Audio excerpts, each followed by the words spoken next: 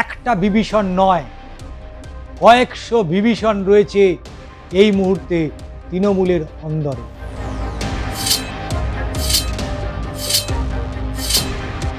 দুধ কলা দিয়ে যে কালসাপ পুষেছিল মমতা বন্দ্যোপাধ্যায় হাড়ে হাড়ে বুঝতে পেরেছেন। পুলিশ যেখানে আটকাবে সেখানেই বসে ধর্ণা হবে, গ্রেপ্তার করার হলে করুন, মারলে মার খাবো। যদি দেখা যায় তারা রয়েছে তাহলে মনে করতে হবে মমতা বন্দ্যোপাধ্যায়ের সাথে তারা ছিলেন, তারা আছেন এবং তারা থাকবেন। নমস্কার, আমি ষষ্ঠী চট্টোপাধ্যায়। শুরু করছি দাদা দিদির রাজনীতি। ঘরে যদি বিভীষণ থাকে তাহলে সেই সংসার ভাঙতে বাইরের লোকের প্রয়োজন হয় না। রাজ্যে পালাবদল হওয়ার পরে এই মুহূর্তে একটা বিভীষণ নয়, কয়েকশো বিভীষণ রয়েছে এই মুহূর্তে তৃণমূলের অন্দরে।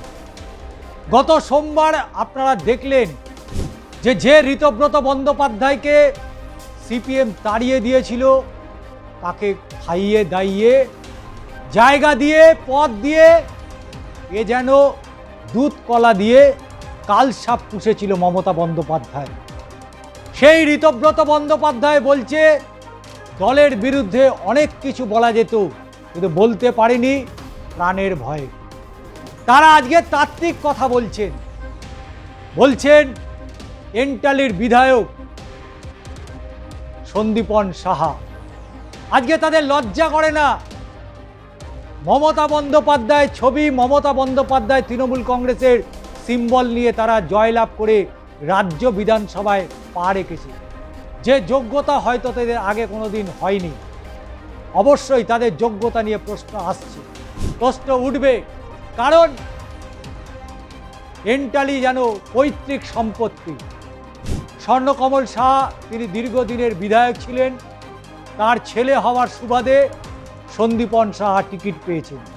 সেখানে হয়তো অন্য কোনো তৃণমূলের নেতা তিনি টিকিট পেতে পারতেন। যাক, সে কথা অবশ্যই কুণাল ঘোষ তিনি বলেছেন, আমরা বিস্তারিত সে বিষয়ে যাব না। কিন্তু ঘরের শত্রু যখন বিভীষণ হয়ে ওঠে তখন সেই সংসারটা তছনছ করে দিতে, ছাড়খাড় করে দিতে আর সময়ও লাগে না, বাইরের কারোর প্রয়োজন হয় না। তিনি বহুবার মার খেয়েছেন। 34 বছরের সিপিএম জামানায় তিনি বহুবার মার খেয়েছেন। তখন তিনি বিরোধীতে ছিলেন, আজকেও তিনি বিরোধী দলেই রয়েছেন। ফলে 15 বছর মাঝখানে যে 15 বছর, সেই 15 বছরে তারা সরকার চালিয়েছে। ইতিমধ্যেই অভিষেক বন্দ্যোপাধ্যায়কে যেভাবে হেনস্থা করা হয়েছে সেই ঘটনার প্রতিবাদও তিনি করেছেন। এবার কলকাতার রাজপথে মমতা বন্দ্যোপাধ্যায় তিনি কি বলছেন? কারণ গতকাল তিনি সরাসরি ফেসবুক লাইভে তিনি একাধিক অভিযোগ করেছেন, যদিও তার পাল্টা বলেছেন এ রাজ্যের মুখ্যমন্ত্রী শুভেন্দু অধিকারী। এবং এ বিষয় নিয়ে আজকের এই দাদা দিদির রাজনীতিতে আলোচনা, এবং অবশ্যই আপনাদের মতামত জানাবেন এবং চ্যানেলটিকে সাবস্ক্রাইব করবেন।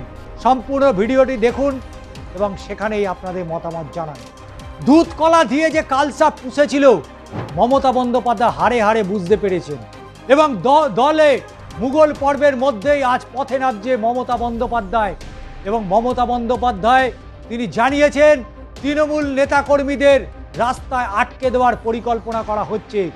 কেউ না থাকলে আমি একাই বসবো, যেখানে আটকাবে সেখানেই বসে ধর্ণা করব, সেটাই হবে আমার ধর্ণাস্থল।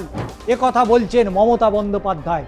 বঙ্গ বিধানসভার ভোটের পরেই তৃণমূলে শুরু হয়েছে মুষল পর্ব। একের পর এক বিধায়ক মুখ খুলতে শুরু করেছিলেন, এমনকি ঘর ভাঙার আশঙ্কা উড়িয়ে দেওয়া যাচ্ছে না। এরই মধ্যে মমতা বন্দ্যোপাধ্যায় রাজপথে। ভোট পরবর্তী হিংসা, হকার উচ্ছেদ সহ একাধিক অভিযোগকে সামনে রেখে ধর্নায় বসছেন মমতা বন্দ্যোপাধ্যায়। এই ধর্নার স্থান নিয়ে রয়েছে জটিলতা। পুলিশের তরফ থেকে রানী রাসমণি রোডে ধর্নায় বসার অনুমতি দেওয়া হয়নি। গতকাল তাদেরকে অনুমতি দিয়ে বেশ খানিকটা জলগোলা হয়েছে। ওয়াই চ্যানেলে ঘন্টা দুয়েকের জন্য অনুমতি দেওয়ার কথা হয়েছে পুলিশের তরফ থেকে, যদিও এক্ষেত্রে তৃণমূল নেত্রী হুঙ্কার, পুলিশ যেখানে আটকাবে সেখানেই বসে ধর্ণা হবে, গ্রেপ্তার করার হলে করুন, মারলে মার খাবো।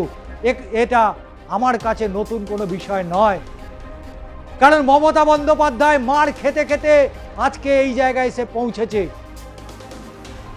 বিভিন্নভাবে পরিকল্পনা করা হচ্ছে বলে তিনি অভিযোগ করছেন, এবং শুধু তাই নয়, তিনি আশঙ্কা করছেন তিনি গ্রেপ্তার হতে পারেন, তাকে মারধর করা হতে পারে।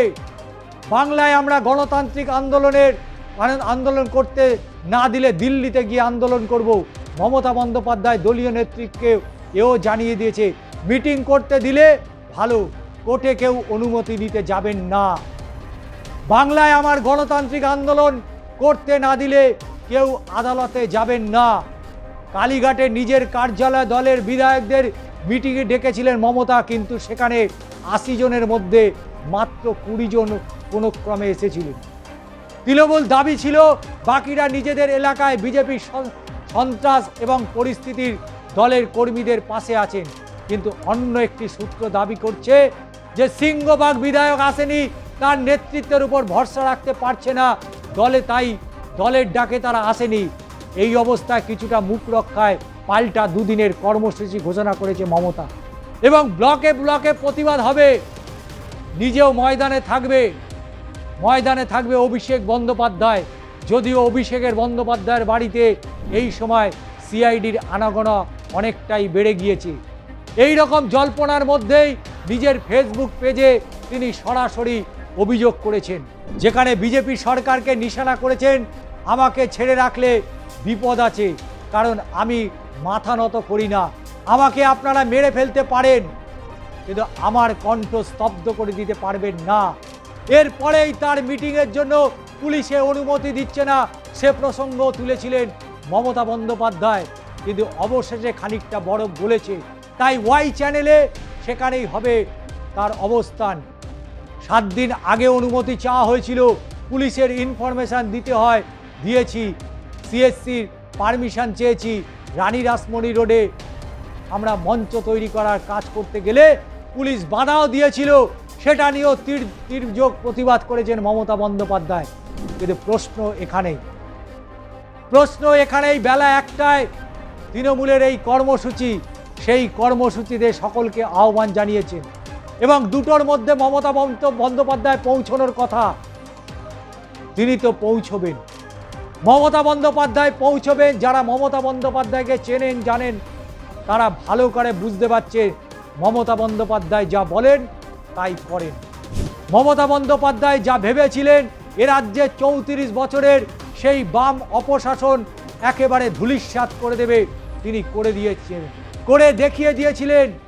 কিন্তু তিনি আবার সেই প্রতিবাদী কণ্ঠস্বর হয়ে উঠেছেন, বাংলার প্রতিবাদী কণ্ঠস্বর হয়ে উঠেছেন। তিনি হকার উচ্ছেদ দিয়ে এবার তিনি পথে যেমন নেমেছেন, পথে নামছেন। যেভাবে তৃণমূল কংগ্রেস কর্মীদের ওপরে অকথ্য নাকি অত্যাচার চালানো হচ্ছে বিজেপির তরফে, সেই অভিযোগ যেমন রয়েছে সেই 27 লক্ষ যাদের এখনও ভোটার লিস্টে স্থান হয়নি, সেই সমস্ত মানুষের দাবি দাওয়া নিয়ে মমতা বন্দ্যোপাধ্যায়ের এই পথে নামা। কিন্তু কতজন কর্মী থাকবেন, কতজন বিধায়ক থাকবেন, কতজন সাংসদ থাকবেন, এবং সর্বোপরি কতজন কাউন্সিলর থাকবেন, কারণ ইতিমধ্যেই কলকাতা পুরসভা হাতছাড়া হতে চলেছে তৃণমূল কংগ্রেসের। কারণ এর আগে পরপর 2 জন যারা বড় চেয়ারম্যান তারা ইস্তফা দিয়েছেন। এবার মেয়র পরিষদের যে পরিস্থিতি তৈরি হয়েছে, সেই মেয়র পরিষদের সদস্যরাও তারাও ইস্তফার পথে হাঁটতে শুরু করেছে। আগামী কাল পরশুর মধ্যেই কলকাতা পুরসভা হয়তো হাতছাড়া হয়ে যাবে। ববি হাকিম হয়তো কলকাতা পুরসভার আর মেয়র থাকবেন না, কিন্তু মমতা বন্দ্যোপাধ্যায়ের পাশে কি তারা থাকবেন? এটাই সবথেকে বড় প্রশ্ন। মমতা বন্দ্যোপাধ্যায়ের পাশে তারা কারা থাকবেন? তাহলে সেই মিডিল অর্ডার কি মমতা বন্দ্যোপাধ্যায়ের পাশে থাকবেন?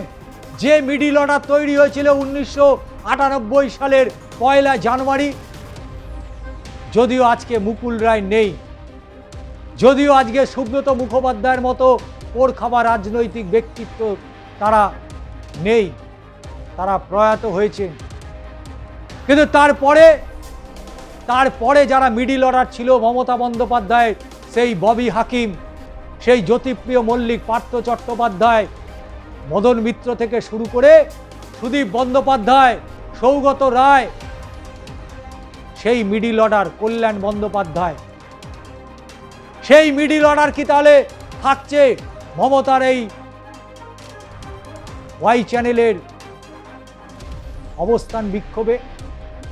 যদি দেখা যায় তারা রয়েছে, তাহলে মনে করতে হবে মমতা বন্দ্যোপাধ্যায়ের সাথে তারা ছিলেন, তারা আছেন এবং তারা থাকবেন। আর যদি তাদের ছবি দেখতে পাওয়া না যায়, কারণ এখানে ওখানে বিভিন্ন জায়গায় তারা চূড়ান্ত হেনস্থা হচ্ছে, সৌগত রায় থেকে অরূপ রায়, তারা হেনস্থা হচ্ছেন। তাদের প্রত্যেকের বয়স হয়েছে, তারা সেই 98 সালের সেই বয়সে আজকে তারা নেই। আজকে তাদের প্রত্যেকের বয়স হয়েছে, সেই আন্দোলন সংগঠিত করার মতন তাদের সেই মনোবল, তাদের সেই শক্তি আজ হারিয়েছে। তাহলে মমতা বন্দ্যোপাধ্যায়ের এই নতুন আন্দোলনের সৈনিক কারা হবে?